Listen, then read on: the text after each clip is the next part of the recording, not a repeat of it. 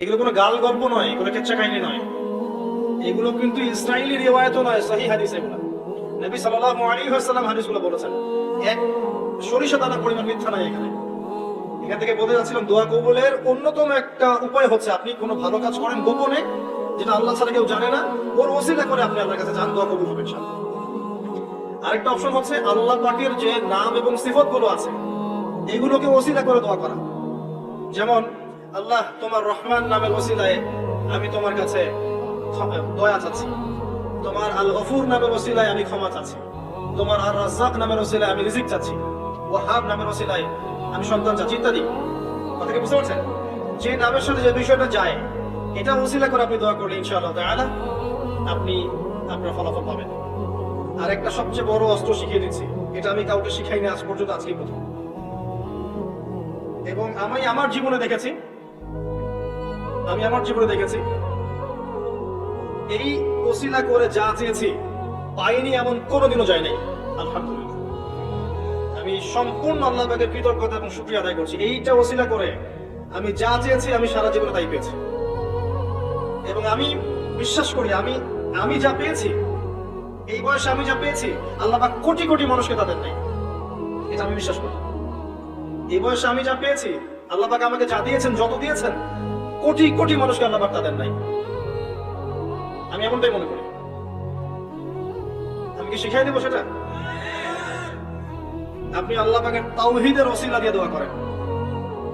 দোয়া করতে করতে আল্লাহকে বলেন, আল্লাহ তোমার তাওহীদের কালিমা লা ইলাহা ইল্লাল্লাহ এর ওসিলা করে তোমার কাছে আমি চাচ্ছি, আপনি পাবেন ইনশাআল্লাহ। যদি আপনার রিজিক হালাল হয়, যদি আপনার আকীদায় শিরক না থাকে, যদি আপনার আমলে বেদাত না থাকে, ইনশাআল্লাহ পাবেন। এরপরেও দুটো কথা আছে, সেটা হলো যদি দেখেন পান নাই, ইনস্ট্যান্ট পান নাই, মনে করবেন না দোয়া কবুল হয় নাই। এমনও দোয়া আছে যে আমি 10 বছর থেকে করছি এখনো পাইনি। এমন দোয়া আছে আমি নিজেই 10 বছর থেকে করছি, আমার কাছে মনে হয় 2009-10 সাল থেকে আমি করছি, এখন পর্যন্ত পাইনি, ইনশাআল্লাহ পাবো। তো ইনস্ট্যান্ট সব পেতে হবে এমন নয়। যদি দেখেন পান নাই, তার মানে তিনটা বিষয় ঘটেছে। একটা, বান্দা দোয়া করেছে, সাথে সাথে কবুল করা হয়নি, আপনাকে এটা উপযুক্ত সময় দেওয়া হবে ইনশাআল্লাহ। 2 নাম্বার, এই যে আপনি আল্লাহর কাছে চেয়েছেন, এর ওসিলায় আল্লাহ পাক আপনার আমল, আপনার তাকদীর থেকে কোনো বিপদ আপদ সরিয়ে দিয়েছেন, আপনি বুঝতে পারেননি। আপনি দোয়া করেছেন, হয়তো মনে হচ্ছে আপনি পান নাই, কিন্তু এর ওসিলায় আল্লাহ পাক আপনার তাকদীর থেকে কোনো বিপদকে মিটিয়ে দিয়েছেন, আপনি বুঝতে পারেননি। একটা হচ্ছে দুটার কোনোটাই হয়নি, পরকালে কিয়ামতের মাঠে আল্লাহ আপনাকে দিবেন জন্য জমা রেখেছেন। অতএব দোয়া করলে কোনো লস নাই, বেশি বেশি দোয়া করবেন, সিজদায় বেশি বেশি দোয়া করবেন, ফরজ সালাতের আগে পরে করবেন, নরমালি হাত তুলে দোয়া করবেন, নফল নামাজ পড়ে করবেন, দান সাদাকা করে করবেন, কোরআন তেলাওয়াত করে করবেন, দোয়া বাড়িয়ে দেন। আত্মশুদ্ধির কথা আমরা যে বলি না, কয়েকটা বিষয় জড়িত।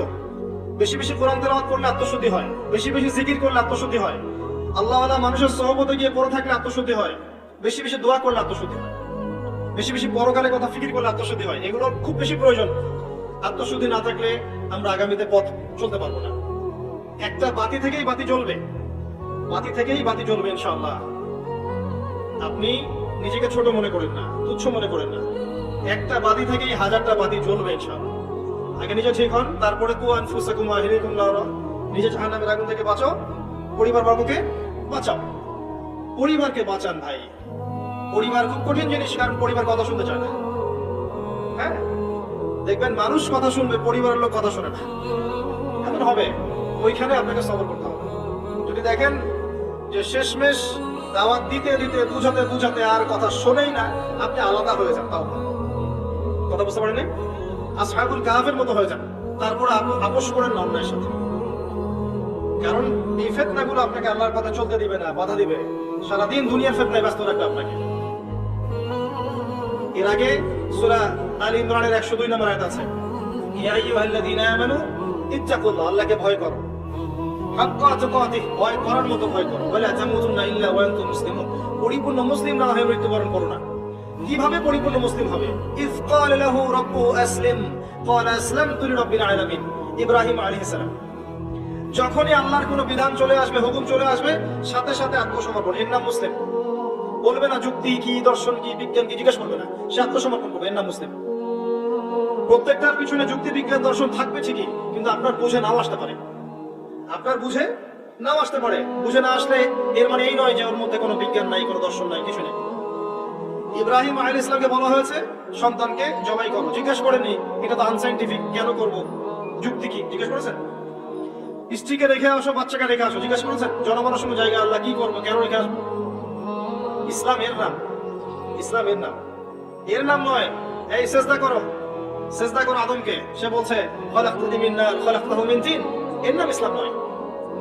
কথা কি বুঝতে পারছেন? যুক্তি দিচ্ছে উল্টা, আমাকে সৃষ্টি করেছে আগুন দিয়ে, তাকে মাটি দিয়ে, কেন আমি সেজদা করতে যাবো? এর নাম মুসলিম নয়, এর নাম ইসলাম নয়। ইয ক্বালা লাহু রাব্বুহু আসলিম ক্বালা আসলামতু লিরাব্বিল আলামিন, এর নাম ইসলাম। ইব্রাহিম আলাইহিস সালাম